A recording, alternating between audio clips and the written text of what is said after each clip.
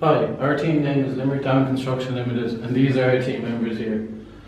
Aspects that we considered for our dam were how to determine the height of the dam, critical locations, local geology, construction costs, how the dam will perform, how site should be prepared for construction, how soil should be prepared, the quality of construction to be monitored, and failure modes. When designing our dam, we looked at failure modes. Erosion was the first aspect we looked at. It is caused by wind or water. It is a gradual destruction or chipping away of the slope of the dam. Weathering is similar but applies more to the surface of the dam. Seepage is the slow escape of water through porous material or small air gaps due to poor compaction. This is compacting layers to reduce air voids and improve the strength of the dam. Soil creep is a slow downward progression of rock and soil down a low-grade slope. Seepage is the movement of water through soil pores. When seepage starts through poor soils, small channels form, which aid in the transportation of material downstream. The channels grow bigger and bigger, which can lead to a washout of the dam. Piping through foundations. If coarse sand or strata of gravel are present in the foundation of a dam, it can lead to high levels of seepage. Seepage can cause soil to erode, which will lead to an increase in the flow of water and soil, and as a result, the dam will settle or shrink, leading to failure. If a homeowner can afford it, then the best way to protect your home or property from flooding is by building an earthen dam around your property.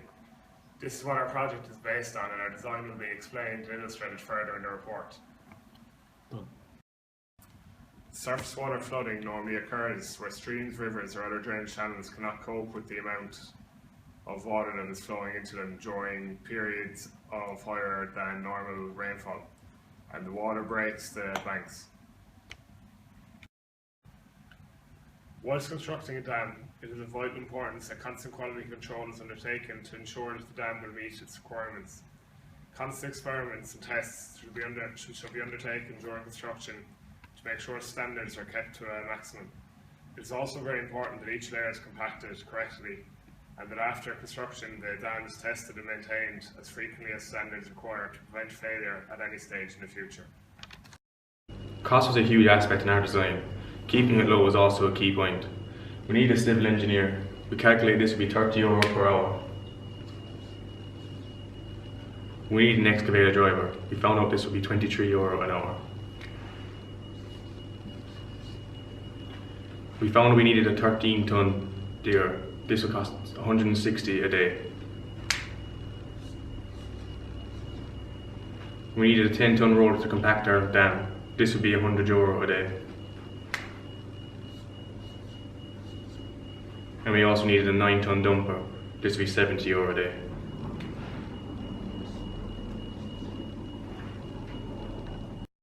We calculated it's going to take 3 days to construct our dam. This will come to a total cost of €3,366.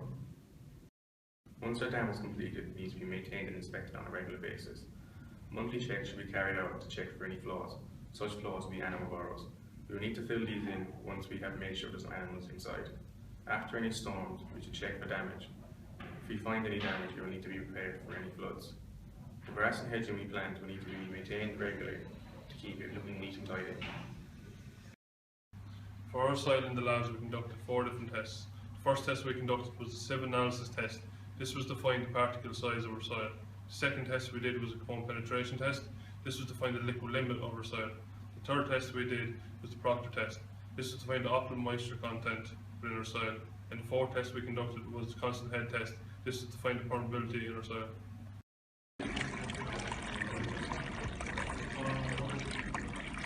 You guys are very good. Is it? It's very nice. It's too nice.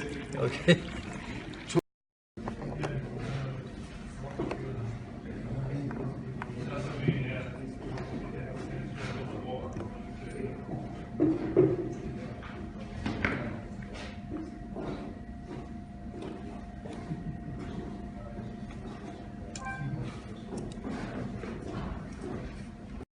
Yeah.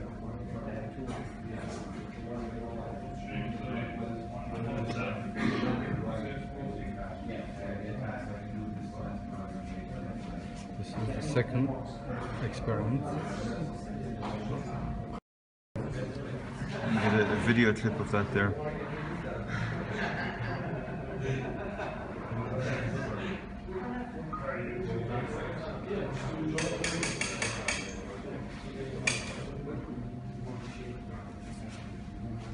Put more water behind it, lad. Yeah, it's coming along.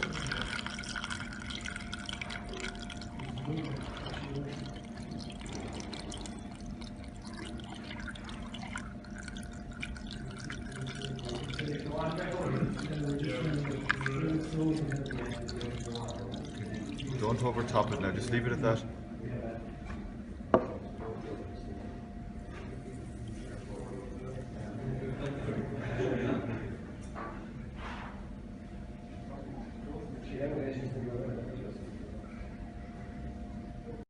You'll increase the seepage force.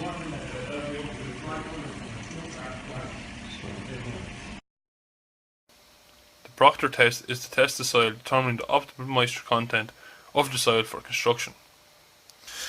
Soil is placed in 3 layers into the mould, is then compacted using a 2.5 kg drop hammer, and is dropped 25 times onto the soil. This creates 3 layers. We then took samples from the soil and put it into an oven to dry overnight. We then added more water to the soil and repeated this process 5 times. The cone penetration test is to test the soil for a liquid limit. A sample of soil is taken and placed into a tray which is 55 mm in diameter and 40 mm deep. The soil is smoothed off to the edge of the tray to give a flat, even finish. It is then placed beneath the cone. The cone is then dropped into the sample of soil and let for 5 seconds to make sure it has fallen correctly into the soil sample. The depth of which the cone has fallen into the soil is then recorded. This process is then repeated, but each time adding more water to it. The sieve analysis test is to assess the particle size distribution of the soil. We crush the soil using a mortar and pestle and a roller. We then weighed our soil sample. We then also took the weight of each sieve and the trays. The sieves vary in size from 4.2 mm to 63 microns. Our sample is then placed into the top sieve, and then we clamped it to the vibrating body. We then vibrated it for 5 minutes. We then recorded the soil that was left in each sieve, took its weight. This gave us numbers which we plotted into a graph. The constant head test is to find the permeability of the soil. Just like the Proctor test, we compacted the soil into a cylinder mould to create the sample for the head test. The sample is placed into a cylinder which allows a flow of water to come in through the top and pass through the soil and out the bottom. The flow of water only uses gravity to pass through the soil. Water flows from a reservoir which is put at a height above the soil. The flow of water is recorded every 5 minutes, recording the water passing through into the soil sample. The sample is left soaked in a water basin.